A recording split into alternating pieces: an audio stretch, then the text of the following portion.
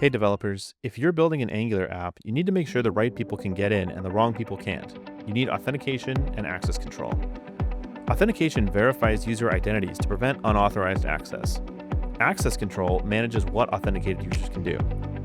Role-based access control adds an extra layer of security by assigning specific roles to users and restricting access based on the permissions set for these roles. This allows for more granular permission control. So, how do you build all this from scratch? Unfortunately, it's easier said than done. The code gets messy fast, and there are so many edge cases to deal with. Thankfully, Descope can help. It's a customer authentication and identity management platform that lets you easily integrate authentication and RBAC into your Angular application without extensive custom coding. In this video, I'll show you how you can integrate authentication and RBAC into your Angular application with Descope. To follow along, you'll need Git and the latest Node.js installed on your system. You'll also need a free Descope account. You can create an account from the link down in the description. To start, I'll create a new project and give it a name. Once this project is created, I'll go to the Getting Started page, choose Consumers, and click Next. I'll choose Magic Link as the form of authentication and click Next. MFA is always recommended as an additional security layer, but I'll skip it for this demo. I can always add it later. Finally, I'll click Next, which completes the setup. Descope shows me some sample code snippets, and I don't need this code, but I'll copy the project ID from here and save it for later. To make things easy, I've already created a basic Angular app on GitHub, which is linked down in the description. The complete app is available in the Starter App with Auth directory, so you can grab all the code used in the video from there. I'll clone the repo down to my machine. Then, I'll move into the Starter App directory and install the dependencies. I'll run npm start to start the app, and I'll go to localhost 4200 to check it out. This is a simple book inventory app. You can browse through the book list, and when you click on any book, it expands to show you more details, like the author, description, and publication info. There's also a form where you can add new books to the inventory, and if you need to remove a book, you can easily delete it. Right now, it's completely open. Anyone can add books, delete them, or access all the details. We're going to change that by integrating the Descope SDK. I'll stop the server first.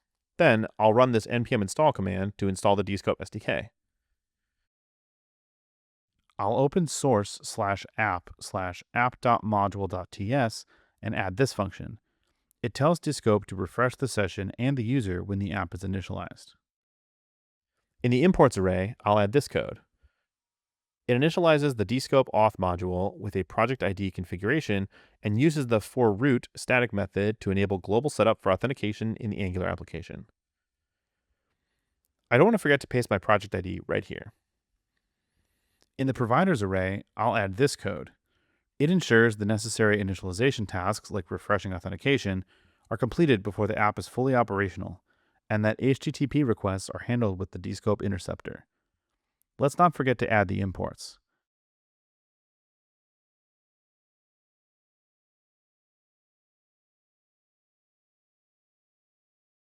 I'll open source/app/app.component.ts and paste these variables. This flow ID variable is the ID of the default flow generated by Descope. This user variable holds the current user, and the isLoggedIn variable tells us whether the user is logged in or not. I'll also paste these methods. The most important ones are login and logout. The login method fetches the current user, their roles, and permissions from Descope. The logout method clears them and calls the logout method of the Descope SDK. I'll add the Descope auth service import and inject it into the constructor. Then I'll update the class signature to implement onInit. Then I'll add the rest of the imports.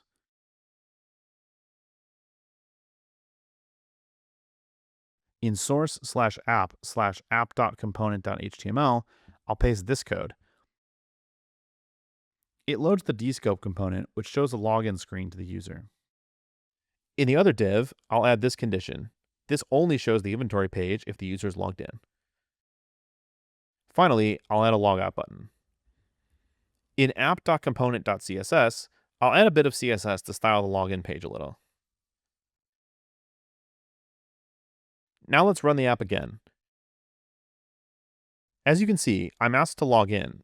When I provide my email and click continue, I'll receive a magic link in my email, and clicking on it will log me in. Once authenticated, the inventory page is displayed as before with the addition of the logout button. Now that we set up authentication, I'll go one step further and implement RBAC to restrict or control access to certain parts of the application based on the user's assigned role. Before I can start controlling what users can do in the app, I need to set up permissions and roles in the Descope console. I'm going to create two different roles, one for the admin, who will have the ability to list, add, and delete books, and one for a guest, who will only be able to list the books. In the Descope console, I'll navigate to the authorization page and select the Permissions tab.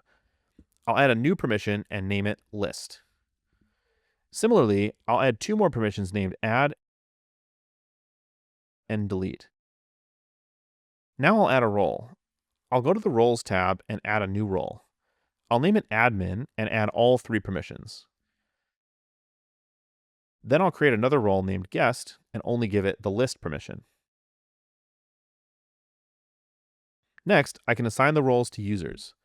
I'll go to Users and look for the user I just logged in with. I'll edit this record and click on Add Tenant/Role, and then choose the admin role and save it. To implement RBAC using these new permissions, I need to update the code. I'll create a permissions.ts file and paste the following. In source/app/app.component.ts, I'll import the permissions and assign them to a variable. To manage what a user can view and access, I'll add a method that checks if the authenticated user has the required permission.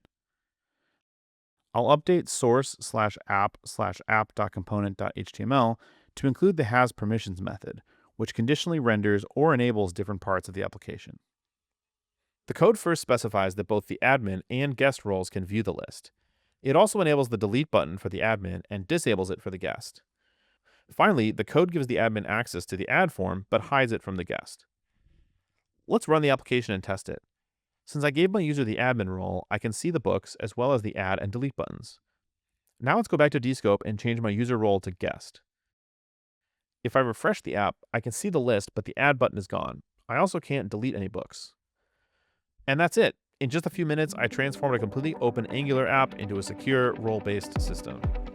And the best part, I didn't have to write hundreds of lines of authentication code or worry about security vulnerabilities. Descope handled all the heavy lifting for me. This video just scratches the surface of what you can do. You can add more roles, create complex permission structures, enable multi-factor authentication, or even integrate social logins. The possibilities are endless.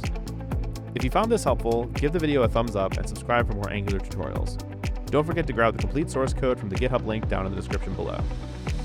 Got questions about implementing auth in your own projects? Drop them in the comments below. We'd love to help you out. Thanks for watching, and I'll see you in the next one.